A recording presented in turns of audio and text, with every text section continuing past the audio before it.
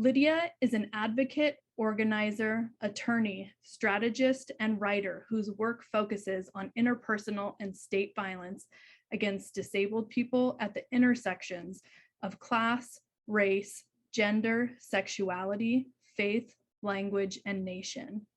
Their work appears in numerous scholarly and community publications, and they've received many awards for their work, including from the Obama White House, the Society for Disability Studies, the American Association of People with Disabilities, the Washington Peace Center, the Disability Policy Consortium, and the National Council on Independent Living. Often, their most important work has no title, job description, or funding, and probably never will. Lydia, we thank you for joining us today, and I now turn it over to you.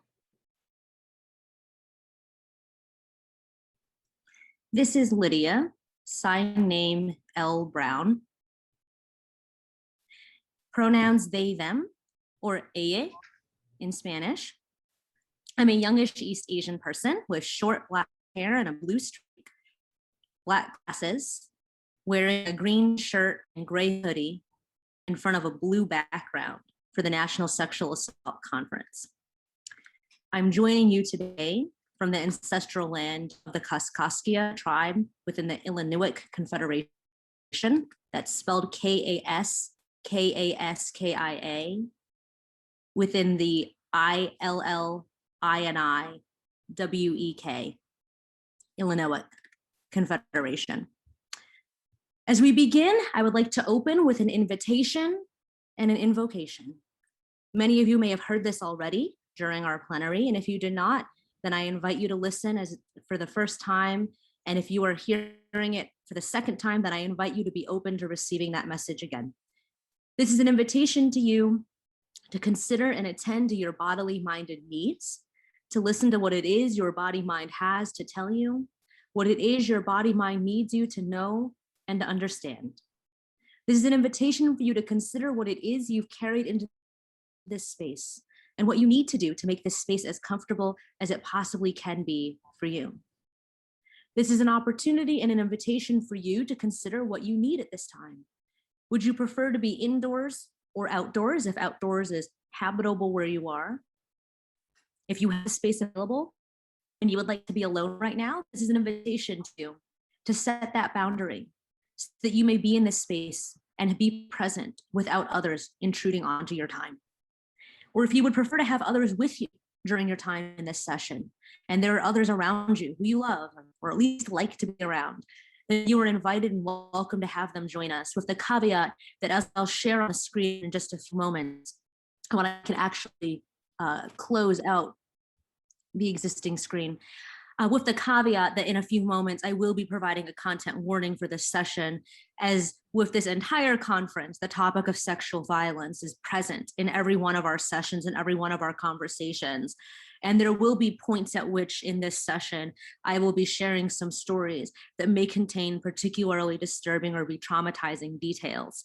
And so with that caveat, that you are welcome to invite anyone else into this space that you would like, but I would ask that you let them know that they may then also be present from some material that they may themselves find to be re-traumatizing. You are welcome and invited to be in this space in the way that it tends to your bodily minded needs, to be on a couch or a bed or the floor, to be welcomed and joined by your children or by your animals. In fact, if any of you have kitties or doggos, I would actually love to see them. And I've just dropped my number in the chat, so please feel free to send me their pictures. I would really like that. That is the unofficial tax for participating in today's workshop. Send me the floofs. I will ask you to consider what it is that you've carried with you emotionally, mentally, spiritually, and psychically into this space. Have you carried with you into this space your anger, your righteous indignation, the rage of generations of ancestors and elders? Have you carried with you into this space your grief, your mourning, or your sorrow? Have you carried with you into this space your anxieties, your annoyances, your frustrations, your exhaustion, your bone weariness? Have you carried with you into this space your anticipation, your gratitude, your love, your care. What is it you have carried with you into this space today? What are the ways in which you can attend to your bodily minded needs? Can you eat something, drink something, change the temperature that is in your space to be the one that best suits what you need at this time? I'm going to ask us all for a moment of pause as we tune in to what our body minds are telling us together and separately. Sometimes people like to close their eyes for this. You are invited to do so, but not required. I will ask us to take that moment of grounding now.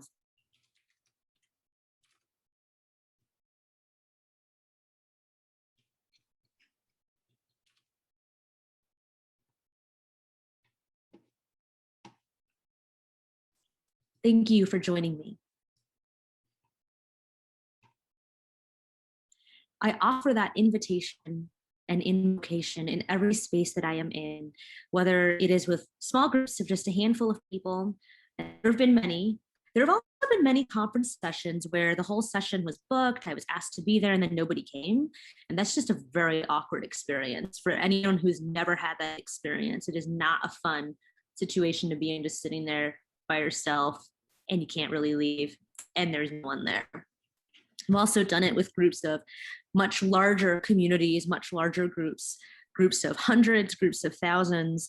One really fun experience was with a queer-based organization in which I was introduced and misgendered on stage in front of a couple of thousand people, which was fantastic, by which I mean the opposite of fantastic, because misgendering happens frequently. It is not okay. It is a form of actual violence upon a person, but it is even worse when it occurs in a space that you expect and you hope would be a little bit more understanding and attentive to the ways in which our gender presentations do not necessarily match up with the assumptions that others make about us and how we should be referred to or addressed. I've given this invitation in all of those kinds of spaces, in front of groups that I hope were open to receiving it, and in front of groups that were absolutely not. But I was asked to be present anyway, and I hope offered some form of solace and provocation nonetheless in that space. My goal with you all today in this space is to do the same, to offer to those of you who are yearning for a feeling of care, of witness, of access, that sense of being witnessed, of being validated, an offering of solace and of solidarity. And for those of you who are here, who are not sure what that you need to do, who may be aware to some level or another that you have work to do around understanding, examining, and addressing ableism within your lives, within your work, within your communities, or those who are not sure what, if anything, there is to address, I hope that our time together will move you and will provoke you.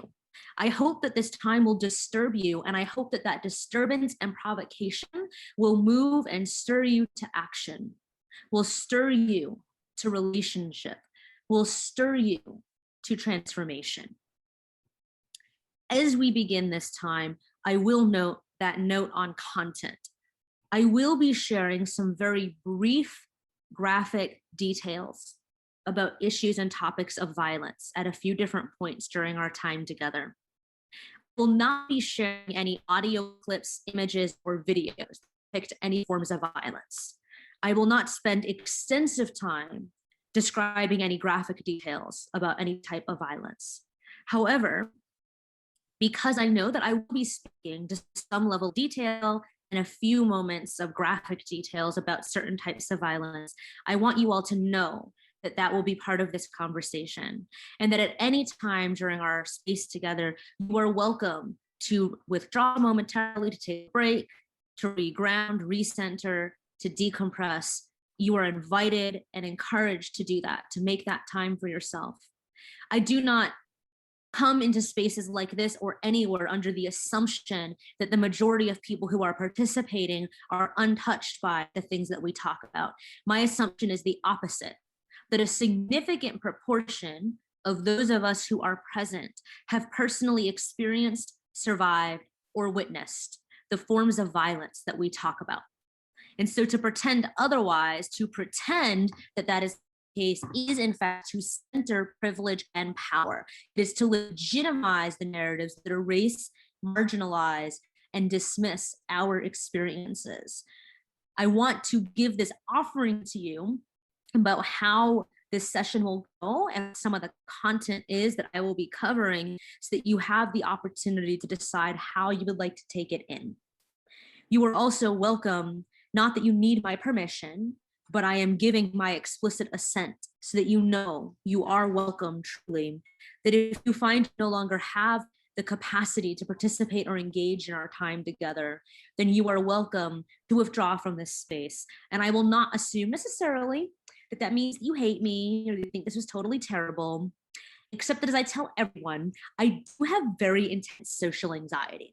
So my social anxiety will definitely assume that everyone whose number disappears in the participants list hates me.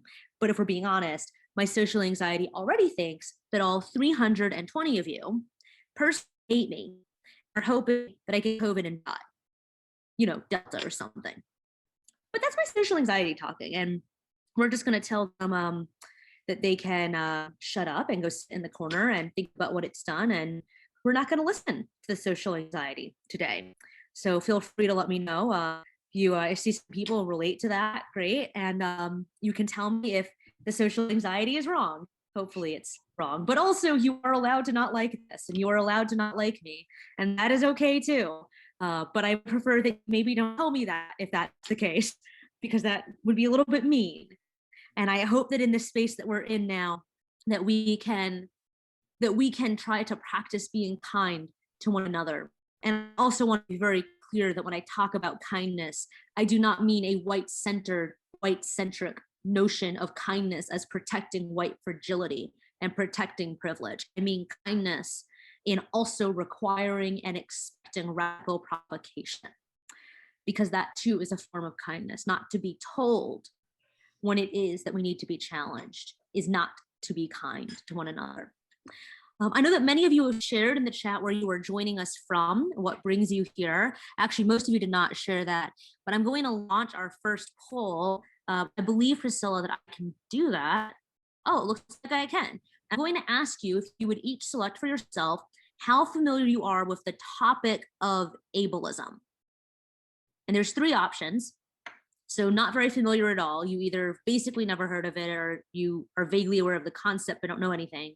You know something, or you feel that you're very familiar, very knowledgeable.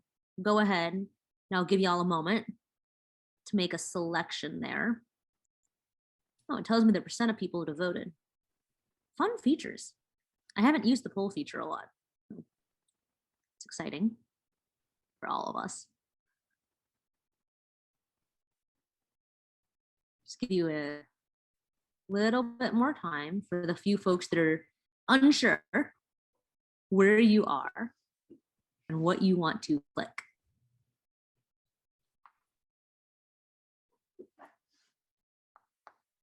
I have also seen some excellent floof pictures. Please keep them coming.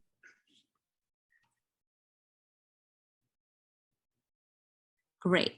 I'm going to close this out in a moment because we're at 83% of folks have put in a vote. I'll give you just another second for the stragglers to go ahead. It looks like the vast majority of folks have voted somewhat familiar, as in you're somewhere in the range of I know more than that it exists, but somewhere below the I feel very confident that I know a lot about it. And this is actually great. And then we're about the other 2 options of not very familiar and very familiar. Folks are about evenly split. 16% of folks said not very familiar at all. 18% of folks said very familiar. And it is great that folks are all over the map here, because if I came into a session and everyone said, oh, we are all experts on ableism, we all know absolutely everything, I would say, oh, great. So there's nothing for me to offer here. I should just show myself the door and leave. I'm not going to do that. And I'm glad that I have something, hopefully, to offer.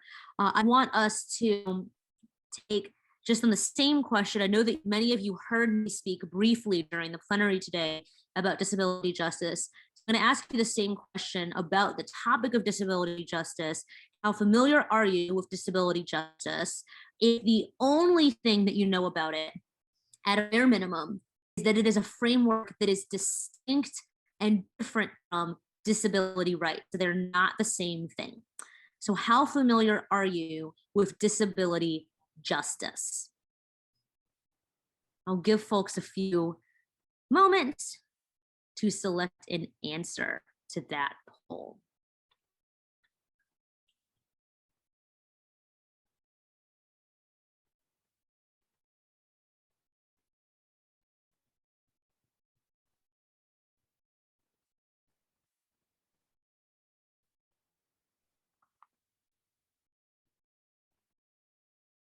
Looks like we're up to 73. Let's see if a few more folks.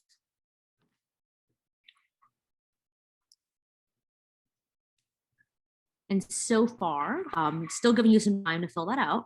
Looks like a majority of people, a slight majority of people are saying not very familiar, and followed by a substantial number of people saying somewhat familiar, and just a handful of folks so far who said very familiar.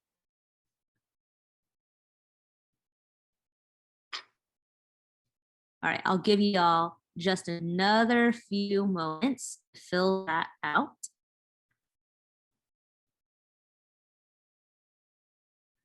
We'll also share, for those of you who are looking for a resource,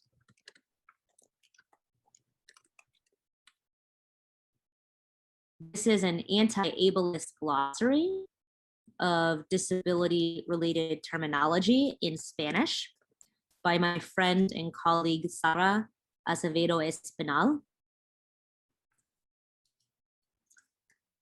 And I'm happy to share that as a resource to many folks who are here.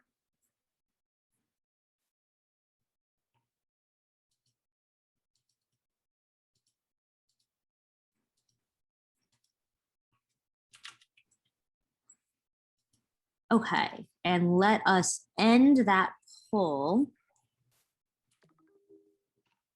This is where folks are at.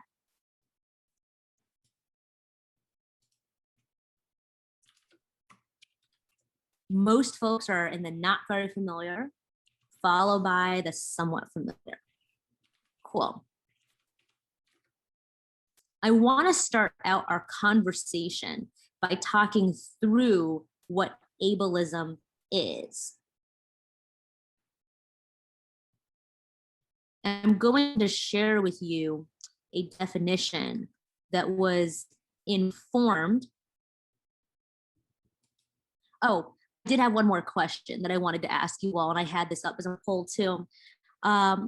Just because it's always of interest to me as a disabled organizer and facilitator, I'm always wondering which folks who come to sessions like these consider themselves to be disabled and which folks do not. And note that being disabled can include being chronically ill, having a mental illness, a learning disability, an acquired disability, include cancer or HIV, things that you might have been born with.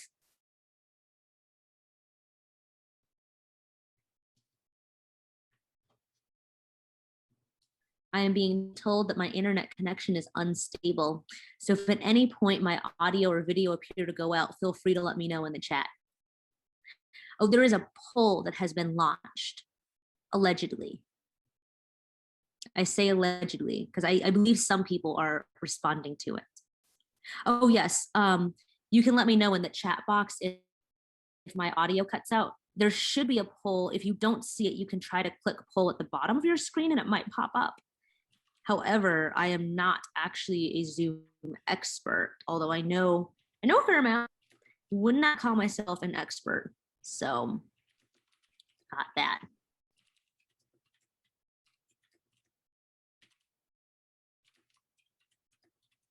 Cool.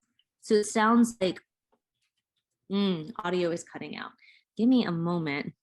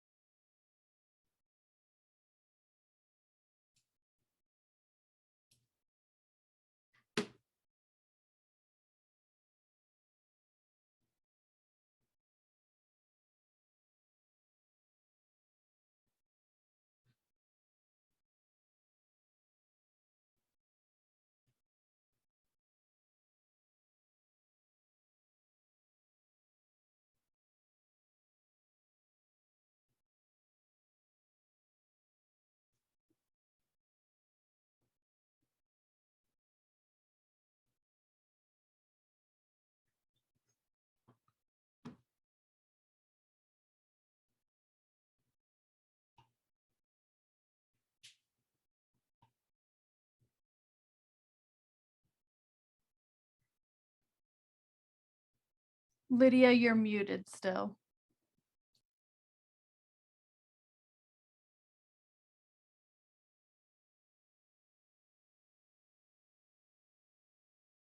Can folks hear me now? Great. I have swapped out from the phone and I have swapped out from the computer and dialed in on the phone. So hopefully that gets rid of the weird audio glitches that are happening. I am currently at a college campus where I do not work or go, and I blame their internet. It's their fault. I stole a friend's password to get on. And apparently even with a password, the internet is So I wanted to share that question with you all, just because it is helpful and useful to me to think about it. I want to talk through a definition of ableism. I'm going to share a slide on the screen. This definition is informed by the work of many other disabled advocates, including Mia Mingus, M-I-A, M-I-N-G-U-S, Talila T.L. Lewis, T-A-L-I-L-A, T.L. Lewis, L-E-W-I-S, and others, but Mia and T.L. in particular have helped to inform this definition. At its most basic form, ableism is a system of thinking and doing that hurts disabled people or people with disabilities. It is a system of values and beliefs that harms disabled people. I want to take a pause here because I get a lot of questions about this, and I suspect that many of you might be asking those questions. They might be percolating about why there's a slash on the second line of this definition and why there are two phrases. And the reason goes to a distinction particularly prevalent in English-speaking world between what's called identity first language or disabled people and what's called person first language or people with disabilities. Both ways of talking about disability have long histories rooted in the actual political organizing of disabled people within the United States and elsewhere. Person first language arose out of the movement of self-advocates with intellectual disabilities, many of whom had been institutionalized for a long time, sometimes for decades and decades, subjected to sexual, physical, financial, emotional, medical, and spiritual abuse. Because of the weaponization of diagnostic terms used to diagnose disability, terms like feeble-mindedness, idiocy, imbecility, moron, mental retardate, terms that were used to literally strip a person of humanity and to justify enacting any number of forms of violence on a person to say, if you fall into this category, then you do not count as human or as a person. And so many people who survived such institutionalization responded to it by saying, see us as people first before you see our disabilities or other conditions. Unfortunately, person first language has been frequently co-opted by non-disabled people, clinicians, social workers, family members, teachers, and others, many of whom will insist that person first language is the only respectful way to ever refer to disabled people because it is not referring to someone by a disability. But in contrast, there are many other communities, including the MAD community, the autistic community, the blind community, and the deaf community, where we use identity first language to talk about ourselves, our communities, and our cultures. Because if we do not believe that being disabled means there's something wrong with someone, then why would it be bad to refer to somebody as disabled? What would the problem actually be? And so I very much myself use identity first language because if you refer to me as a queer writer or as an East Asian advocate, most of you would understand that you're not reducing me only to reductive stereotypes about my sexuality or about my race, and that you're not defining me solely by my sexuality or by my race, but that my sexuality or my race are important parts in defining who I am. They're part of me. They're communities that I belong to. And likewise, there shouldn't be anything wrong with referring to me as disabled unless you already believe that disability itself is a denigrating factor, that it is degrading to be disabled. I will also see, I am seeing people's comments in the chat that many people are saying, I'm not sure if I consider myself to be disabled, or I don't know if I would call myself disabled. And I would let you all know, those of you that are sharing those comments, what you are sharing, those all count as disabilities. You count. And if you want to call yourself disabled, you can. You don't have to. I'm the last person who will ever insist that people must refer to themselves with terminology that they don't want to use to refer to themselves with. However, disability does not have to mean readily apparent. It does not have to mean obvious. It does not have to mean wheelchair. It does not have to mean unemployed or unemployable. Disability and disabled experiences are many and varied and constantly in flux. And we're going to talk about that a little bit as we tease this definition out a bit more. But I want to go back to this distinction between person and identity first language. I don't use person first language in general, except when I'm referring to people and communities that prefer to use that terminology. But I also want to note, especially because we have many folks here right now who come from non-English speaking communities, that that's a very English-centric distinction. That distinction doesn't exist. For our Spanish-speaking community members, right, you know that for me to refer to myself as an autistic person is I'm a persona autista. But to say that I'm a person with autism, I'm persona con autismo. The word persona appears first in the construction, regardless of what the word order is, because that's the word order grammatically in Spanish. Is different from English. And the same thing's true in Arabic. The word for people, el ashkhas, appears first in the construction. If I say disabled people, it's el ashkhas el maqain. And if I say people with disabilities, it's el ashkhas al zawi al yaqa. So either way, that word for people shows up first in the phrase. So that is a very English-centric distinction. Doesn't mean that we can't call attention to it, that we shouldn't be conscious or cognizant of it, particularly because we are, at least many of us right now, communicating in or frequently in spaces where we are communicating in English. And so I want you all to know that, because I do get a lot of questions about this terminology and people ask me about it. But basically it boils down to, for many of us who do say we are disabled, we are neurodivergent, we are mad, we are any number of other terms that might fall under the disabled umbrella. If you have to go through linguistic gymnastics of reordering your words in a phrase to remind yourself that we're really people, you've got a bigger problem than what language you're using. And language is not going to solve your problem, honey. You cannot just do that and say that really if you just switch the word order, then you fix the problem, because the problem is still that you did not actually see us as people to begin with. Now back to the definition of ableism that's on the screen. At its core, ableism is a form of structural, systemic, and institutional oppression. That is, ableism is a system of power differentials and power relations, wherein those people whose body minds are deemed as or perceived to be healthy, whole, functional, sane, stable, strong, intelligent, and beautiful are granted enormous political, cultural, social, and economic power at the direct expense of those of us whose body minds are instead rendered as broken, sick, defective, disordered, deviant, delinquent, dependent, weak, unstable, crazy, dumb, or ugly. In other words, ableism teaches us what kinds of body minds are valuable, worthy, and desirable, and what kinds of body minds are expendable and disposable.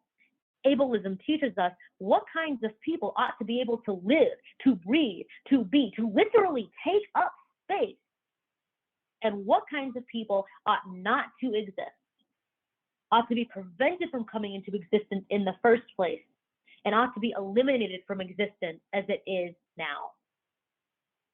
Ableism teaches us what kinds of people ought to reproduce and to be reproduced, and what kinds of people ought to be allowed to have children, and what kinds of children even ought to be allowed to be born. Ableism teaches us what kinds of people who are considered to have lives that are worth protecting and saving and living, and which people's lives can be thrown away and destroyed.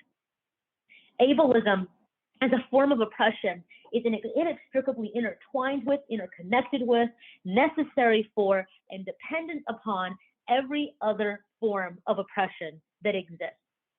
In particular, ableism is virulently and violently anti-Black, anti-Native, and anti-Asian. Throughout the history of this country, ableist rhetorics have underlined the ways that racism, white supremacy, settler colonialism, and imperialism have always operated. And they continue to inform the ways that we understand race, gender, class, and other modes and axes of identity, domination, and oppression today. Under white supremacist ideology, both ableness and disableness are always defined against whiteness. That means that to be white is to be defined as abled.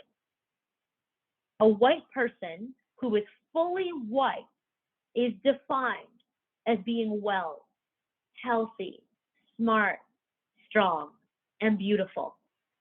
This is why there is a presumption that Black, Brown, Latinx, Indigenous, and Asian people do not have the same physical or cognitive capacities as white people. And to the extent that any of us are perceived as or said to be physically or intellectually superior to white people, that supposed superiority only exists to be fed to the superiority and supremacy of whiteness. That has always been the case. Both ableness and disableness are defined as against whiteness. What does that mean?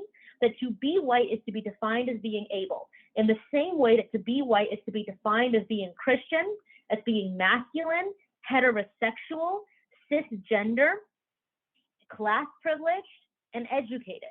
Now, we all know that not all white people have those experiences of other forms of privilege.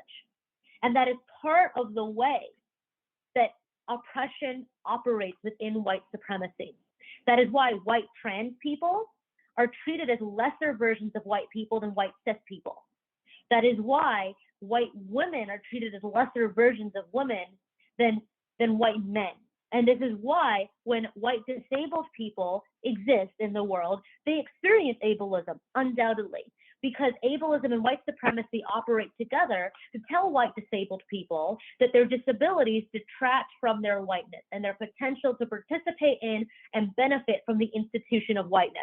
And so for any white person who experiences some other forms of marginality besides race, because they're racially privileged, that their experience of marginality must be hidden, masked, overcome, or assimilated in order for that person to fully benefit from or experience whiteness.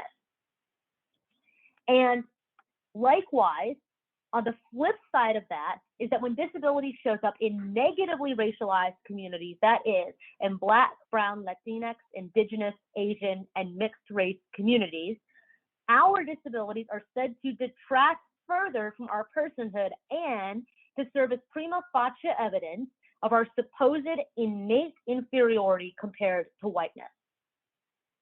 The other way to understand this is in recognizing how ableism operates by racial designation. When white people are disabled, white supremacy and ableism respond to white disabled people with pity and charity. White disabled people become deserving of accommodation, support, and services, if only from a highly pity-based, medicalized, condescending, charity-oriented saviorism. And meanwhile, disabled people of color exist as dangerous, threatening, contaminant, and contagion. That disability in our communities becomes something to control, something to manage, something to disappear. Disability and whiteness is deserving of care, even if only from a highly violent definition of care. And disability in communities of color becomes a target for criminalization, for control, for management, and for subjugation. Ableism and racism even operate in defining what it is we do and do not recognize as disability, and what we do recognize and consider to be disability, and what we fail to consider as disability.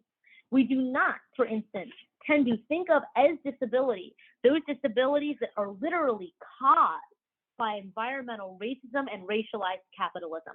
Disabilities caused by unsafe and unsanitary working conditions, by unjust exploitative labor practices, disabilities that can be inflicted onto a person's body or mind.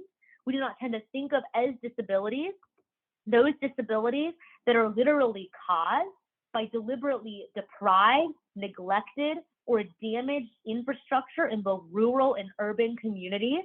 Disabilities like asthma, allergies, disabilities like cancer and immune conditions, autoimmune conditions that are caused or exacerbated by cockroach or rodent infestations, disabilities of trauma caused by bedbug infestations, by failed landlords, by failed housing authorities, by the literal failure to provide clean drinking water to Black, Brown, and Native communities on and off of reservations, disabilities that are caused by lead poisoning, disabilities that are caused by air pollution, disabilities that are caused by construction and by demolition operations, disabilities like trauma that are caused and exacerbated by criminalization in schools, by policing and surveillance in communities, disabilities caused by the trauma of sexual violence from parents and older relatives, disabilities caused by the trauma of medical and healthcare systems, disabilities caused by the trauma of family separation, disabilities caused because of empire and occupation everywhere from Cambodia to Palestine to Tigray and around the globe. Disabilities that are caused and exacerbated by medical testing and nuclear weapons testing, by the deprivation of access to nutrition and healthcare, by poverty and generational impoverishment, disabilities that are actually caused and exacerbated by the conditions of oppression globally and at home, disabilities that are more prevalent in negatively racialized and other marginalized and minorized communities to begin with. Many of us don't even know and are taught not to know. We are incentivized not to know that disability is actually more common in every marginalized community than every analogously privileged one. That is, disabilities are more common in communities of color than in white communities. Disabilities are more common in the queer and trans community than among cis het people. Disabilities are more common among impoverished people, especially generationally impoverished people, than in class privileged, especially generationally wealthy people.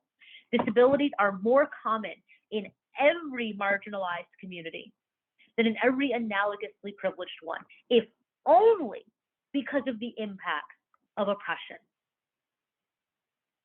Ableism and racism also wend their way throughout our history, throughout the ways in which ableist notions of wellness, health, and intelligence have always been weaponized against Black, Brown, Native, and Asian people in this country.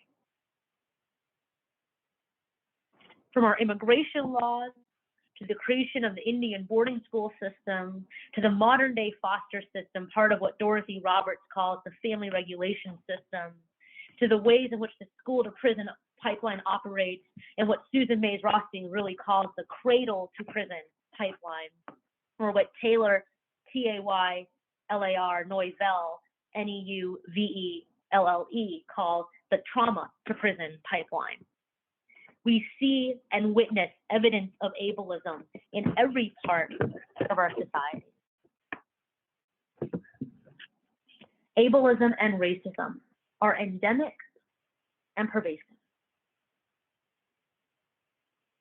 Whether it is the rhetoric of being assaulted by an invasion of people at the border, a racialized image meant to dehumanize brown and indigenous Central and South American people, often seeking refuge because of conditions literally created and exacerbated by colonizing powers, or whether it is the rhetoric of filth and contamination so often applied to East, Southeast, and South Asian people's restaurants and grocery stores, and even the food that we just eat at home, rhetoric that literally gains violent appeal because of things like the current pandemic that we are suffering through and surviving through now. To say, well, this is a pandemic caused because of those people over there and their disgusting habits, they're unclean. Right? The ways that ableist rhetoric pops up in every part of our society, tied to race, gender, class, and other axes of domination and oppression. Ableism is necessary for and dependent on every other form of oppression. The belief that survivors of sexual violence are hysterical, irrational, and unreliable is deeply gendered and powerfully ableist. The belief that queer and trans people are defective, that we do not understand ourselves, that we can't be trusted with our own identities and expressions is also the rhetoric of ableism. The narrative that impoverished people, especially those who are unhoused and homeless, are stupid, lazy, or irresponsible is literally the logic of ableism. The logic that teaches us that whenever something must be wrong with a person, it can be traced to some pathology, innate or imputed. This is the logic of ableism, and it surrounds us. But perhaps more insidiously than many of us realize, ableism is also profound, powerful, and ever present in movements and communities that claim to be progressive and even radical. Those communities centered on and organized around our advocacy, our activism, and our organizing. Because ableism is profoundly capitalist and eugenicist, the last two terms that are on this slide. Ableism and capitalism are both deeply wrapped up in notions of our value based on our productivity. What it is we produce, how quickly, frequently, and consistently we produce it, the manner by which we produce it, the method by which we produce it, and to whose benefit and to whose detriment we are producing. Ableism and capitalism value us based on what we do and how much of it we do. And we replicate those violently ableist and capitalist norms in all of our work. How many calls did you answer? How many hours were you on the helpline? How many days were you at the desk or in the office or out on the street? Did you give up your weekends? Did you sacrifice your vacations? We wear it as a badge of honor to never take a vacation day, to never put the phone away, to be on call 18, 20, 24 hours, to never sleep. We wear it as a badge of honor to say, I've been to 18 different protests. I've been to every demonstration. I've been to every rally. I contacted our legislators during every single one of our calls to action. I picked up every crisis call. I was present for every single person, for every single event, in every single space. We expect ourselves and others to adhere to the illusion of wellness and functioning, just in order to be seen as worthy and contributing. Because we value ourselves based on how much we contribute. I don't have a poll for this, but I want to ask you all if you could share using the chat box, and you have it right in front of you, how many of you have been made to feel that you are inadequate, that you are not enough, that you could be doing so much more, even though you feel spent and tired and exhausted. You have no more hours left in your day. You have no more energy or capacity left in your body. You have nothing else to give or to offer. And yet you feel guilty and ashamed and shitty. You feel like fucking shitty because you couldn't go to this one other meeting, or this one other event, or answer this phone call, or help deal with this problem. You still feel guilty. You feel that you're doing something wrong. that other people will be disappointed in you, that no one will believe you if you express that you're tired, that you should just try harder, push through the pain, push through the brain fog, have some more caffeine, sacrifice another night of sleep, and just do more. And that still, it's not enough. And I want you to scroll up and down through the chat box and see how many of your peers, community members, and colleagues are all saying the exact same goddamn thing.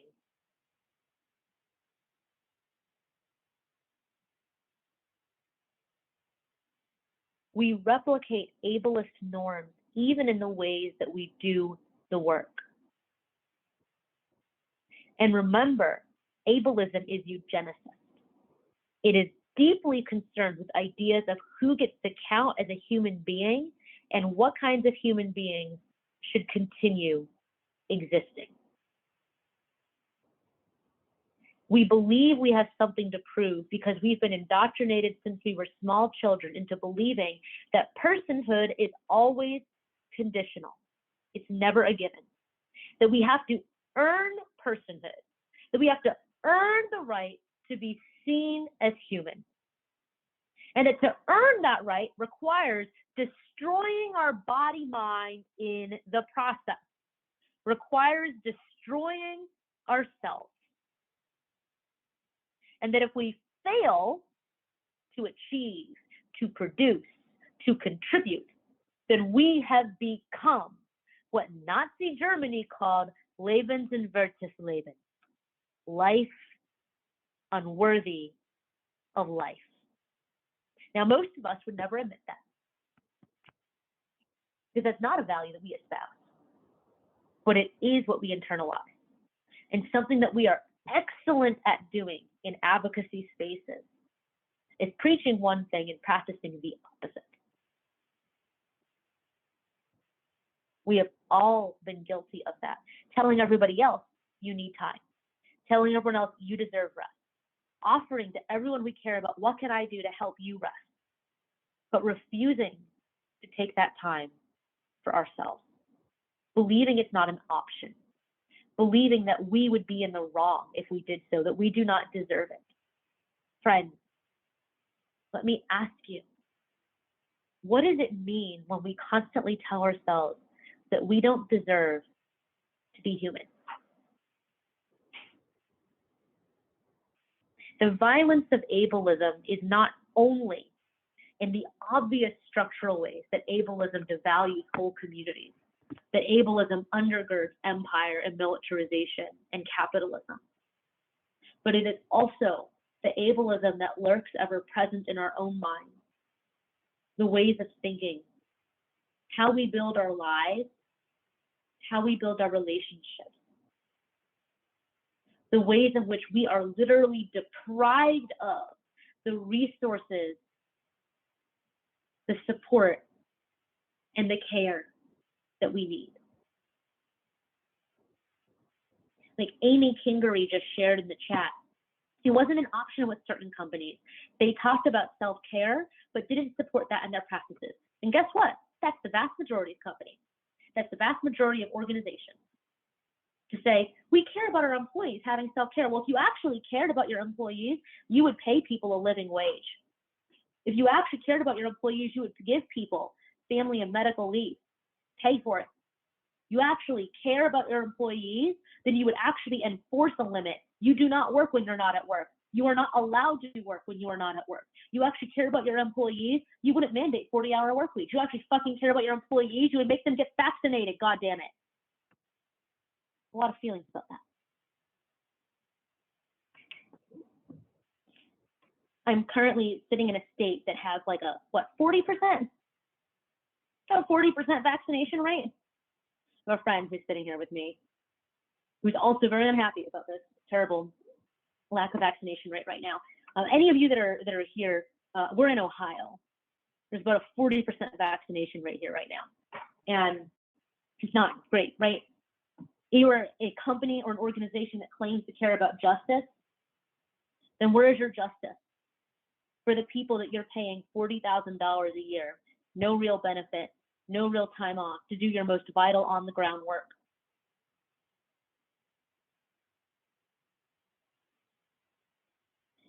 The system that we live and work in today is not about care. It is not about justice. It is extractive and exploitative, even and especially in nonprofit communities and in public government agencies, where the entire purpose rhetorically is to say, well, you're doing good work. You're serving the community. So we shouldn't pay you more because then you'd be that fat ass sitting there earning this massive check, and you shouldn't be doing that. You should be sacrificing yourself. And the reality is, all of our bodies and minds deserve to receive care. All of us deserve to be able to live well. There is no size, shape, or color of body that means somebody does not deserve care. That means that someone does not deserve just working conditions. That means that it is acceptable to exploit and destroy that person. Even and especially for those of us working in advocacy spaces, we are taught that we must accept deprivation and exploitation as the norm, and that our personhood is conditional, not a given, no matter what our organizations say publicly. This is what we know.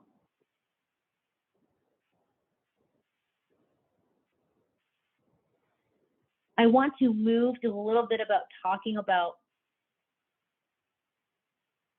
ableism in our spaces before I move back to where I was, and I believe I had the wrong slide over, just fine. You know what? It's fine. I'll just leave it.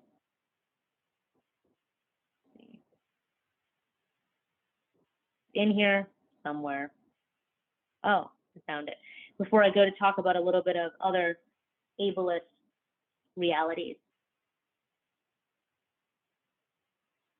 Right, and just on that topic of talking about ableism, eugenics, and vaccination, I see Maureen's comment, vaccination should be a choice, how can we force? And the answer to that, right, is let's think about what happens in our society in which we have a reality where people theoretically do have a choice most of the time, unless you're a child or you're under guardianship. And yet, so many people are choosing not to do something that will protect other people around them and themselves. And that's really what it comes down to. There are a lot of people for whom perhaps not being vaccinated may not make a big difference to themselves, but for many of us who are disabled and chronically ill, if people around us choose not to be vaccinated, we can't leave. We can't go anywhere. We're at risk of dying. And to say, oh, we'll just wait at home, means that some people can say, I can live my life and pretend that the pandemic is completely over functionally for me, while other people are left living in fear of their lives. And so, of course, I believe in disability justice teaches us that all of us should have absolute autonomy over our own body mind, including about whether or not we wish to receive or participate in medical treatment. And there's something profoundly wrong with us societally and culturally when a lot of people, especially people with privilege and resources, choose not to be vaccinated in the middle of a global pandemic that has come down most hard on impoverished, queer, and trans disabled people of color, especially in the global South. And that Black and brown and disabled people are the most likely to be frontline workers most exposed to COVID. That it is literally Black and brown disabled people who represent the largest proportion of those incarcerated in jails and prisons where COVID transmission has always been at an all-time high, even before the arrival of more contagious variants. That less than 3% of all vaccine doses administered to date have gone to people living in the global South. And so in the face of that reality, yes, of course I believe that everyone must have the absolute right to decide what we do with our bodies. And I challenge us to consider what are the cultural and social values that people hold when people who can safely medically receive vaccinations choose not to. What social and cultural norms and values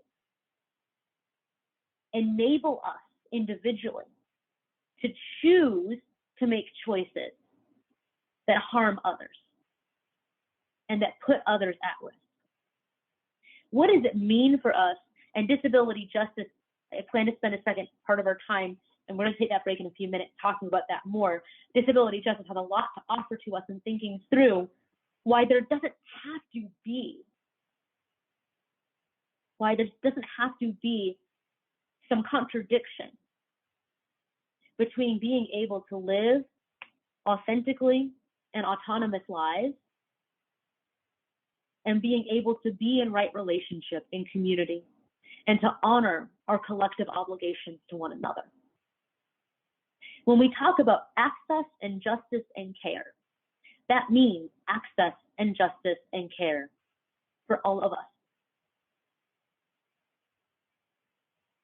It means thinking through the ways that eugenicist policies and practices have never ended. Even in the way that healthcare has been rationed during COVID, leading to disabled people being denied care, turned away.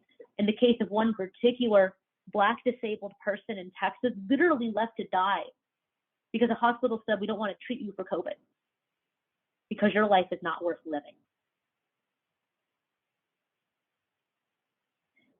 I want to leave us before our break with a few realities about how disability and ableism show up in the advocacy work and spaces that we are doing.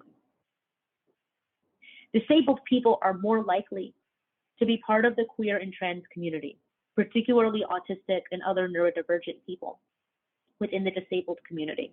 There's actually some research on this. Disabled people individually, just by virtue of being disabled, experience higher rates disproportionately of sexual violence within our families, in medical and educational settings, and by strangers. And queer and trans people likewise experience disproportionately high rates of sexual violence. Disabled people who are queer and trans, therefore, must experience particularly high rates of sexual violence. We don't actually know what the numbers are because the research doesn't exist, but we can extrapolate from what information is available to us. Disabled people are more likely to be profiled as scary, dangerous, or threatening, even when we are the ones who are targeted by bullying, abuse, and violence. When I was in high school, I was falsely accused of planning a school shooting, which, by the way, is not a fun experience. Do not recommend. 0 out of 10. No stars. Disabled people are more likely to be abused in every single way compared to non-disabled people. When disabled people exist at the nexus of more than one form of marginalization, that likelihood of experiencing abuse becomes astronomically high. We're more likely to be unemployed, underemployed, or precariously employed, positionalities that put us at greater risk for exploitation, for violence, and for abuse. For people with my particular disability, that is for autistic people, our level of employment actually decreases with every subsequent level of educational attainment. That is, an autistic person with a postgraduate degree actually is less likely to be employed than an autistic person who never obtained a high school diploma. We're more likely to be homeless or have unstable housing, including housing that is dependent upon staying with an abuser. And for many disabled people, our families are our first abusers. And when our partners are violent and abusive toward us, our partners, our family members, and others who abuse us often use our disabilities against us, hiding a blind person's cane, not interpreting for a deafblind person, refusing to assist a person with physical disabilities with tasks they need help with. For people, again, with my particular disability, up to 65% of all people who are homeless may be identifiable as autistic. We're also more likely, once we have one form of disability or chronic illness, to experience or develop multiple forms of disabilities or chronic illnesses.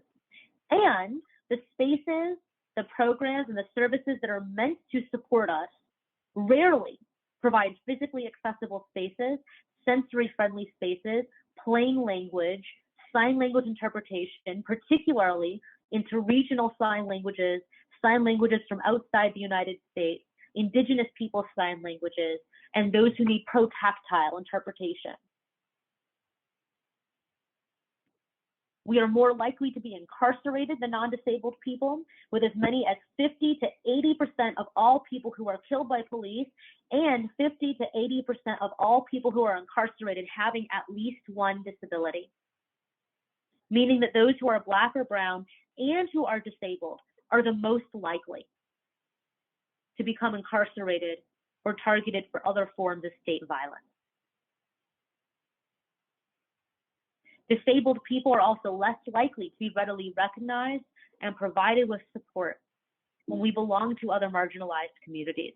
Again, that is part of the way that ableism operates. The image on this screen shows a donut hole circle with rainbow letters.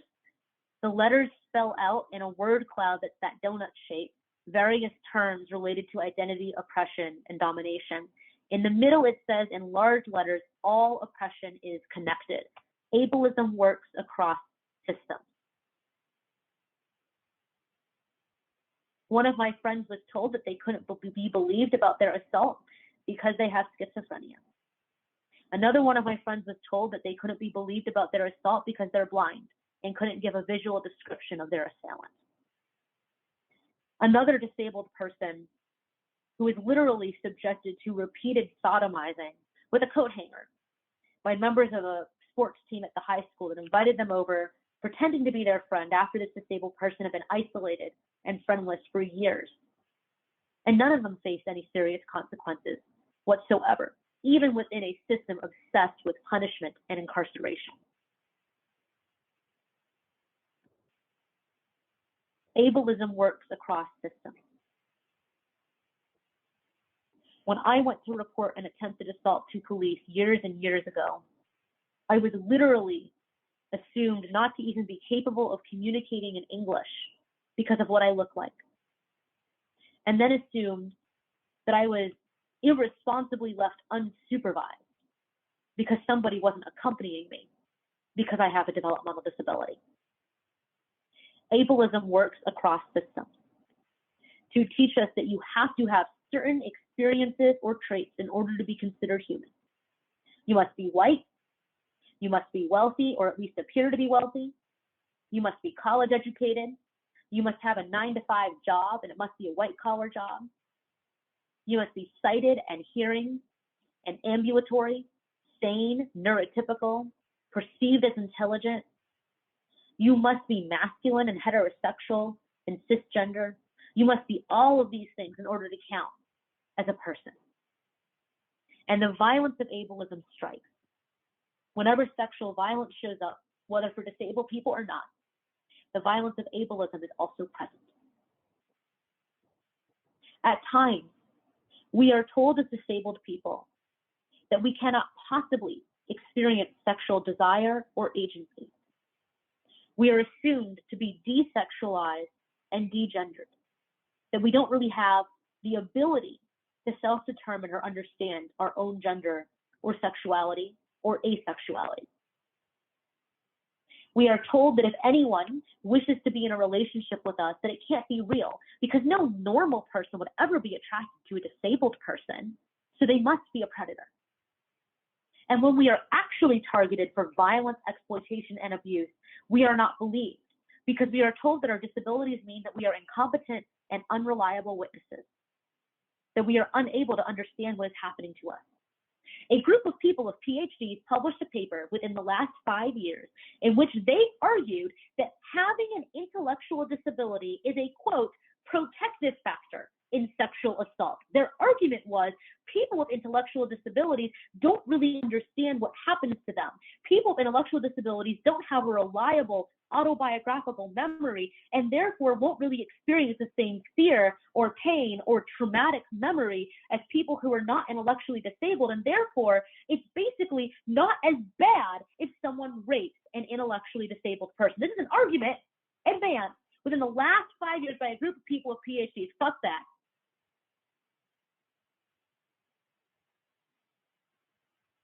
This is what we contend with. The belief that we cannot exercise our own agency in our lives, our dalliances, our relationships, our intimacy. And that it's not as bad if people harm us.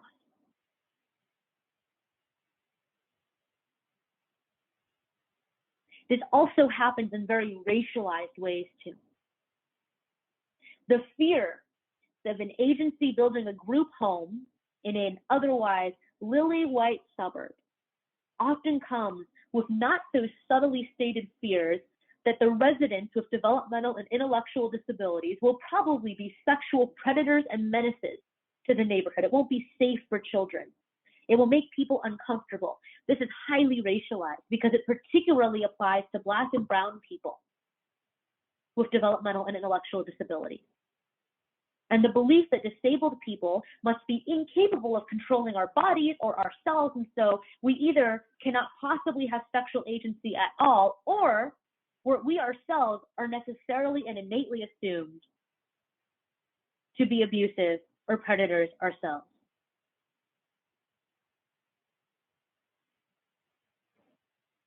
Ableism is always present when sexual violence is.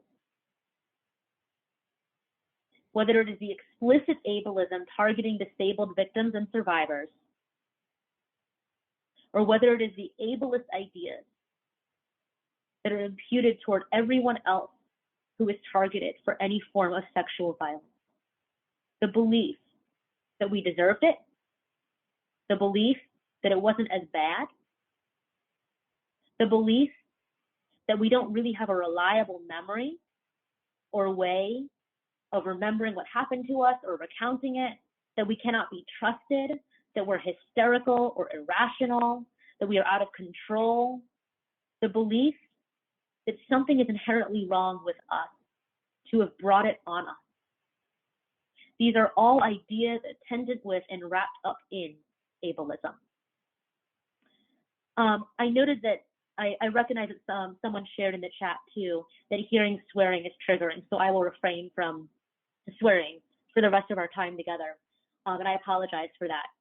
I will move to our break at this time, so let's take a break for about 5-ish minutes, and when we return, I want to talk through what the principles of disability justice are and how they can show up in our work. So I'm going to stop the slide share and ask if we can pause the recording while we go to break. Oh, we only have 10 more minutes. I had the time wrong. Okay, so we only have 10 more minutes. I still want to take a little bit of a break because I know we've been talking for a while. So let's just try to make that a couple minutes and then come back, and I want to talk through those principles of disability justice. So I'll see you in just a couple minutes.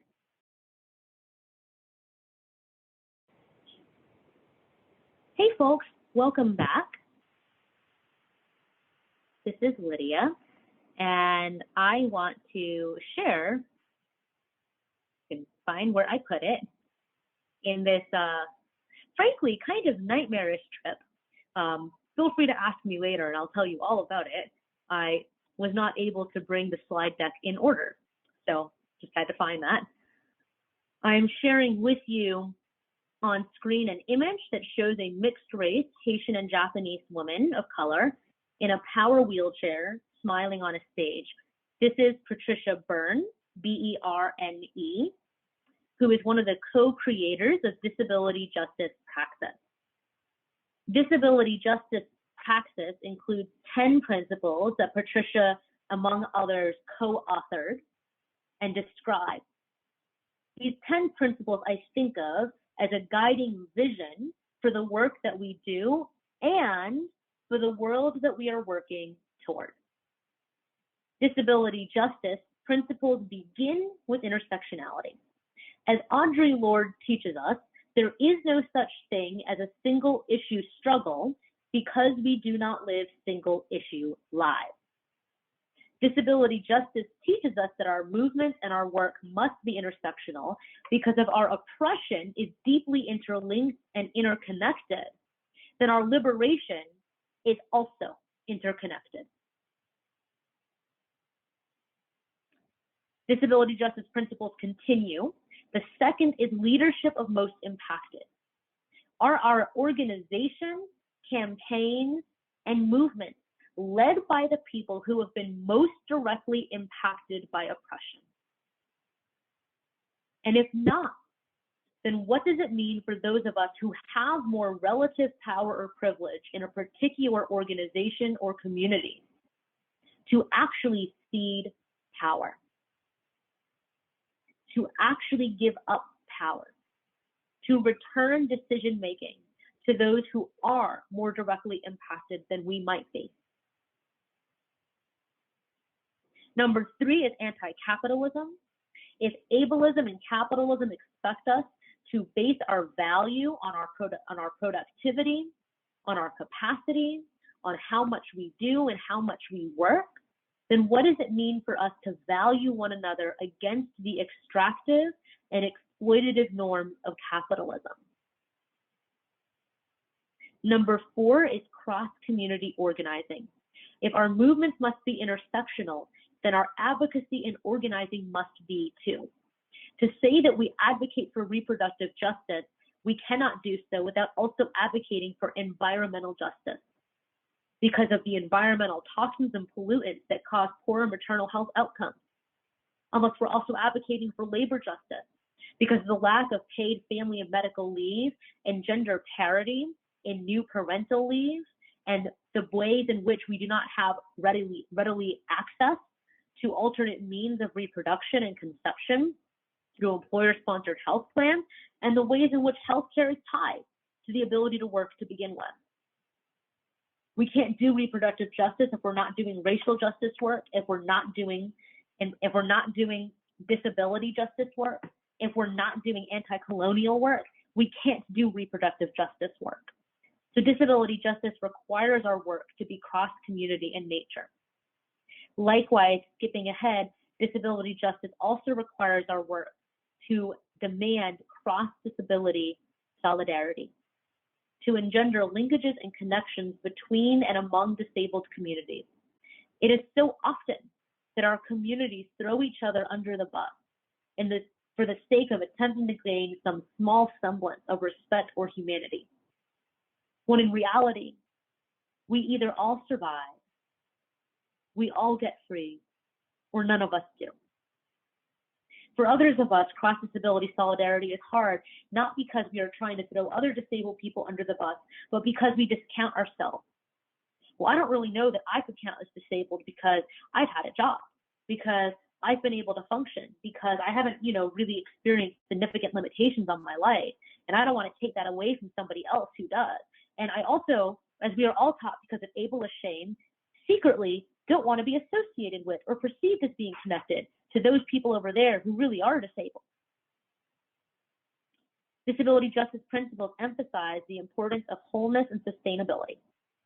Are we doing the work in ways that honor the fact that we have body-mind, that our body-minds have limitations and fluctuating capacities, that sometimes things are hard or impossible, that sometimes we struggle, that sometimes it hurts, that sometimes we just can't. And that should be okay. Because if we are connected to and have strong relationships in community, then we should be able to offer and receive support that makes it possible to do the work sustainably. The last 3 are interdependence, collective access, and collective liberation. In white Western global North societies, the belief in the mythology of independence is strong. You're an adult if you're independent. The goal for all disabled people is independent living, and at the same time, independent living is a euphemism for institutionalizing our elders. If you're not independent, you can't make decisions. If you're not independent, you can't be trusted. If you're not independent, your legal rights should be taken away from you. And the reality is, we're all interdependent. Our interdependence is what makes personhood possible. Our interdependence is what makes it possible to be human. We all need one another. And without interdependence, there will not be access, because access is not done by one person or by 2. Access is not done because of a checklist or because of a form. Access happens in relationship. Access is contextual. Access happens in community. And likewise, our liberation only happens when it comes for all of us. We are not free until we are all free. When we think about how endemic sexual violence is in the world that we live in now, every single marginalized community we can think of disproportionately experiences heightened and vicious sexual violence. Every single marginalized community. And we think about the root causes of sexual violence at the interpersonal level, as well as systemically, culturally, and socially. We can recognize the effects of labor injustice, the effects of racism, the effects of anti-queer and anti-trans oppression, of misogyny and patriarchy. And so when we think about what it would take to end sexual violence and what it takes to dream of a world without it, to dream of a world where we each can experience freedom in our lives and freedom from fear and freedom from trauma. Disability justice reminds us that we need each other to make it to that world, to that future. I hope that this time has been restorative. I hope that it has offered some solace, and I hope that it has offered provocation. Thank you, and see you in the struggle. Thank you so much for joining us, Lydia. We have so much amazing feedback in our chat. Everyone is really loving this session, and we're really thankful for you to come today and to share your time and your experience and your wisdom with us. Thank you so much, everyone. The recording of this should be available on our website coming up in the next few weeks, as well as some slides and resources for you. Thanks, everyone.